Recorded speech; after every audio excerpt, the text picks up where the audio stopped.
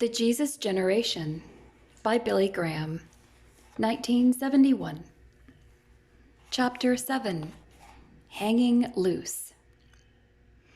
As I travel the youth scene in the early 70s, I find three principal kinds of tension.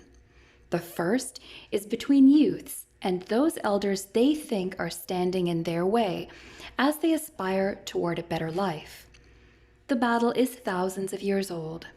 The Journal of Social Issues explains, those boys and girls don't want to change the world, just the part into which they will fit. Eventually, they get their way. But the question is, does this generation of young people have the moral stamina to carry through in case of economic depression or in case of another war? The real tests of this generation have not yet come, but they are on the way. Christ was concerned about carry-through. He said that no one contemplating discipleship should leave and then later return to his or her worldly anchorages. He told those who were considering following him that no man launches into building a superstructure without first sitting down and calculating the cost. To regenerate a society, we ourselves must be regenerated. The second kind of tension is created by young people themselves who don't like any part of the world that they will inherit and are seeking to abolish our whole society.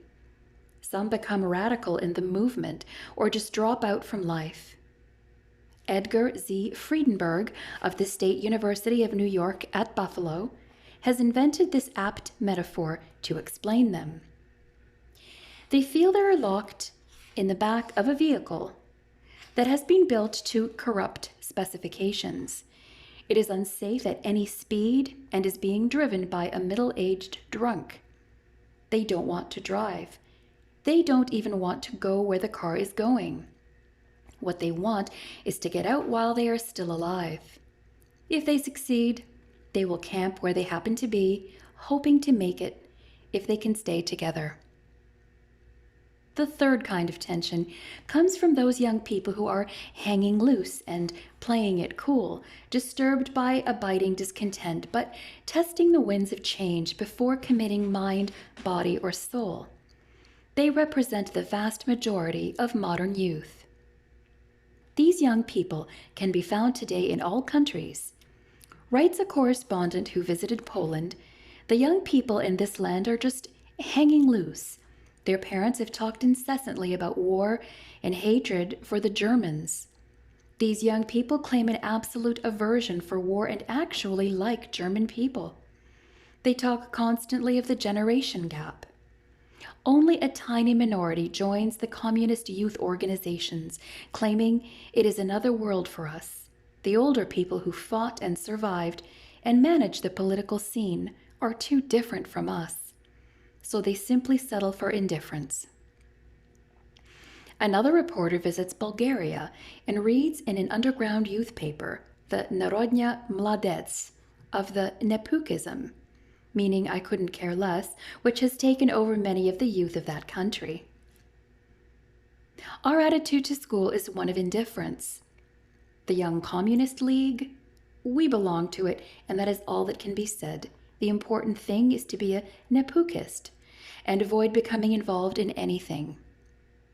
I recently entertained an East European communist official at lunch in Europe. He made an interesting comment. He said there are very few dedicated communists left in Eastern Europe.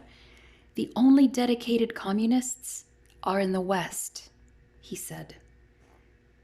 Erik Erikson, the famous psychologist who has been among the most influential psychoanalysts of modern times and author of the prize-winning Gandhi's Truth, says that all young people come to a period during their teens which he calls a psychological moratorium.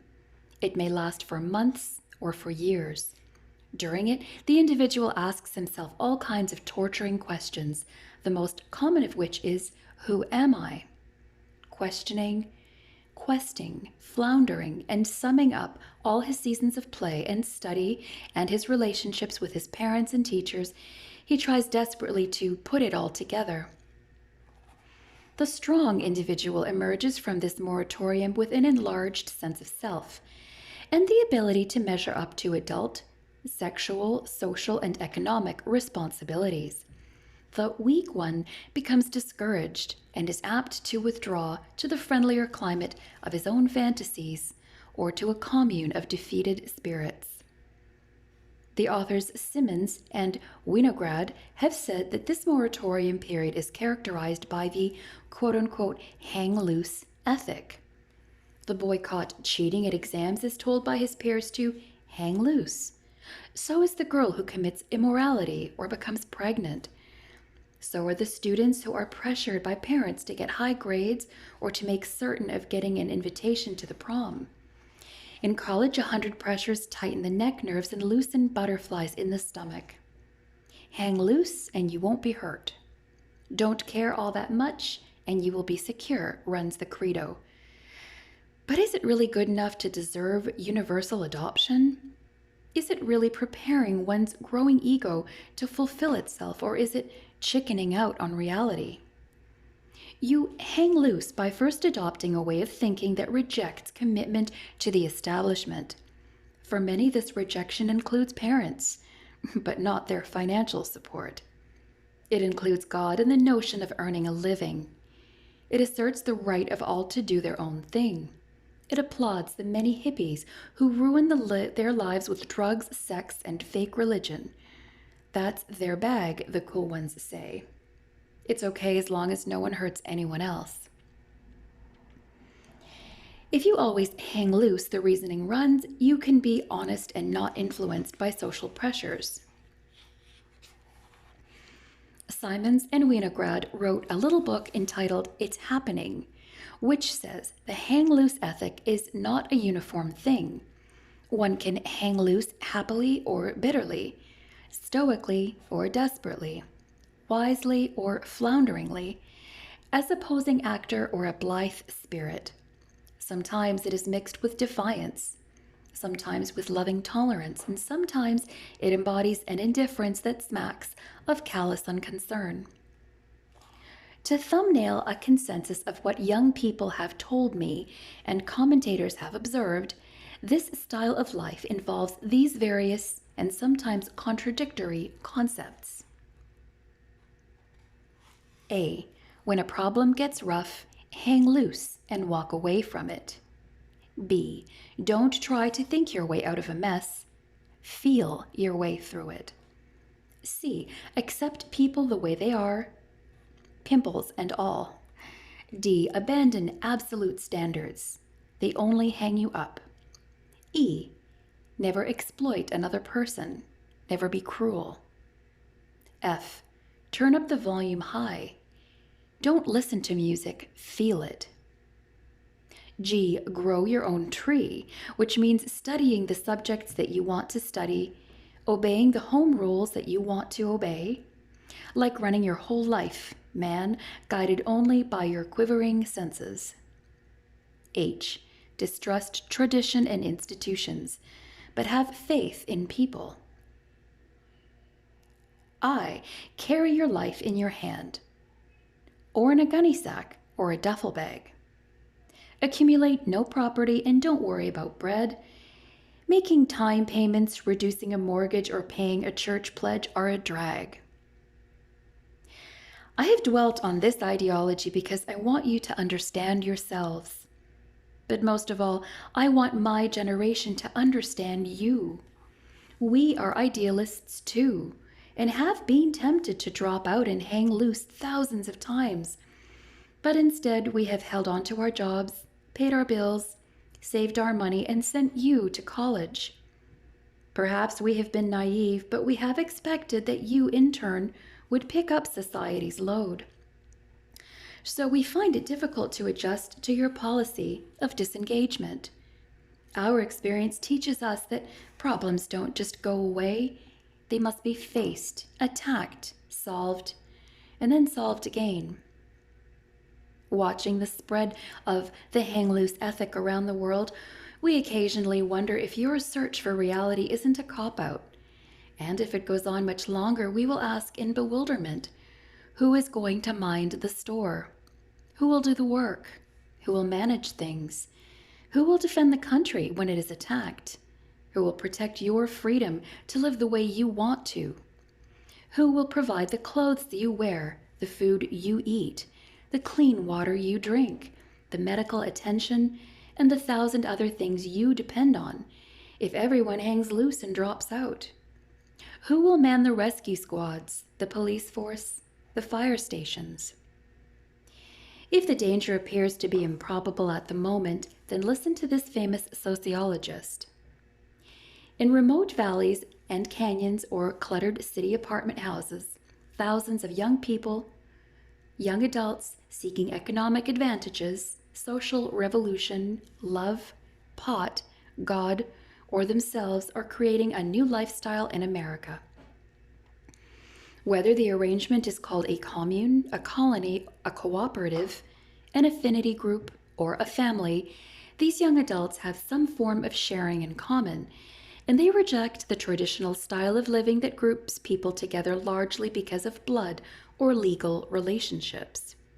As many as 2,000 or 3,000 of these communes have been reported, says the New York Times. Albert Solnit, Chief of Advanced Planning for California's Marin County, anticipates that his area will soon have a city of 20,000 for those who wish to live communally. The communes, he says, are a new kind of social frontier for the disaffected. Instead of claiming new lands, as the pioneers of the 1800s did, they are claiming new human relationships. Just as the pioneers left established settlements behind, so these communicants have left established ties of family, marriage, class, race, occupation, or anything else that boxes one in. They are trying to hang loose. But in time, they actually become uptight with hang-ups that have no cure apart from God. Is this the wave of the future, or is it a fad? Few think what will last. It has few real permanent values. Claude Lévi-Strauss, the learned French ethnologist, is typical of concerned authorities. They are very poetic, but of necessity they retain a sort of game quality, he says of the communards. They can only be made by a tiny minority shielded and protected, whether it likes it or not, by the strongly structured society which surrounds it. It is precisely this protection which enables the dissident minority to exercise its freedom. People who live in these communes, and sociologists and psychologists who've studied them, say that things start out well at first, but then human nature takes over. Psychological problems develop, jealousy rears its ugly head, and they find that human nature is the same in the commune as it was on the outside. Even a cursory glance at dissenting young people reveals that by the early 70s, the mix in some areas was beginning to sour. Student groups that had been content to parade with flowers in their hair split into noisy factions. Some declared themselves in favor of outright violence, revolutionaries with whom we will deal next. Others were dulled and destroyed by drugs. Some of the fiery student leaders of the 60s are already mental and physical wrecks due to drugs and disease. Others were jolted out of their hanging loose by conversion to Jesus Christ. They decided to hang in there in the game of life with the prospect of a sure win on the basis of the biblical promise. Thanks be unto God who always causes us to triumph in Christ. Thousands of them have learned the secret of life. They have learned that joy, peace, and love are the fruits of God's Spirit. They have found complete fulfillment in Him. As a result of this commitment, they are taking up their responsibilities of life. They are facing reality and joyously winning others to Christ.